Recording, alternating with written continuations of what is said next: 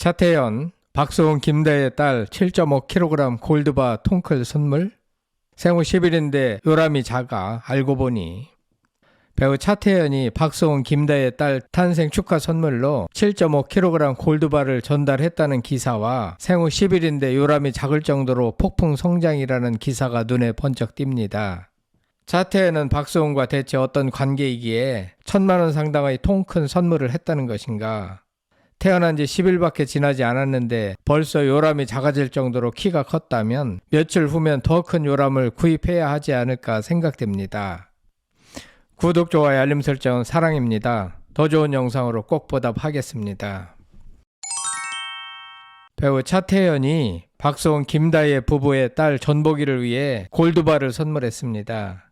신문 기사에 의하면 분명히 7.5kg 골드바 선물이라고 보도되었기에 가격을 알아보니 1천만 원이 넘는 금액이었습니다. 그런데 알고 보니 차태현이 선물한 골드바는 7.5kg짜리가 아니고 7.5g짜리인 것으로 확인됐네요. 아마도 해당 기자가 실수로 7.5kg이라고 잘못 표현한 것 같습니다. 현재 7.5g짜리 골드바 시세는 110만 원 선인 것으로 확인됩니다.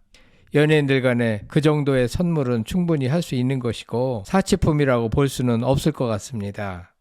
1976년생 48세 차태현은 1995년 제1회 KBS 슈퍼 탤런트 선발대회에서 은상을 수상하며 데뷔했고 패밀리가 떴다, 러닝맨, 해피투게더, 공감 토크쇼 놀러와, 라디오 스타 등 수많은 예능 프로그램에 출연하면서 박소은과 친해졌고 연예계 마당발로 통합니다.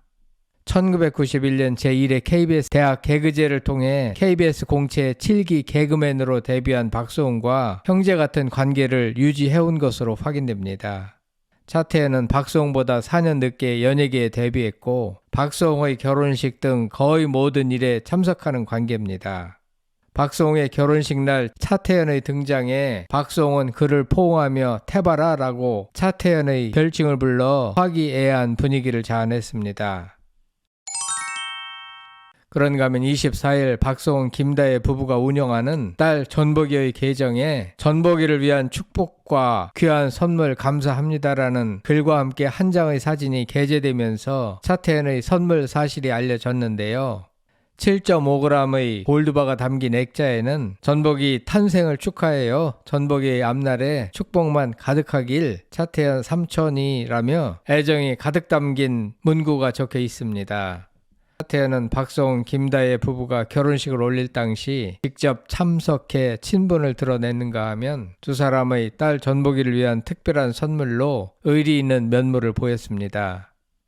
한편 박소은 김다혜 부부는 생후 10일차 딸과 함께 반려묘 다홍이까지 우리 가족 소식과 함께 전보기의 사진을 공유했습니다. 24일 박소은 김다혜는 딸 전보기의 계정을 통해 우리 가족 태어난 지 D+10 요람이 작아용 이라는 글과 함께 두 장의 사진을 게재했습니다.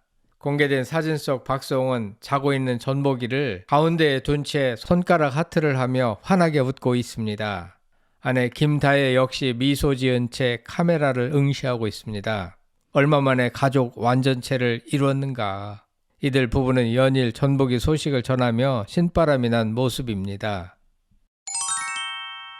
박소은과 김다혜가 키우는 반려묘인 다홍이의 사진도 추가하며 우리 가족이라는 멘트까지 덧붙이며 부모가 된 기쁨을 만끽했습니다. 저런 게 사는 사람 모습일 터인데 여기까지 오는데 너무 많은 시간이 걸린 것 같습니다.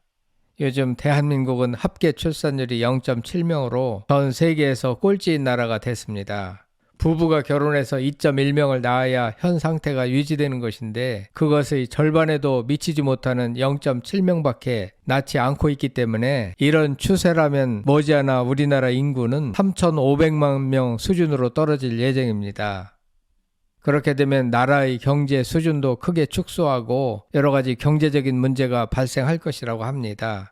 박소은같이 능력 있는 사람들이 애를 많이 낳아주어야 다른 사람들도 본을 받아서 애 낳기를 주저하지 않게 될 것 같습니다.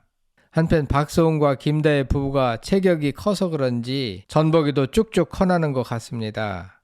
공개한 또 다른 사진에는 태어난 지 D+10 요람이 자가용이라는 문구와 함께 요람에 누워있는 전복이가 공개됐는데요.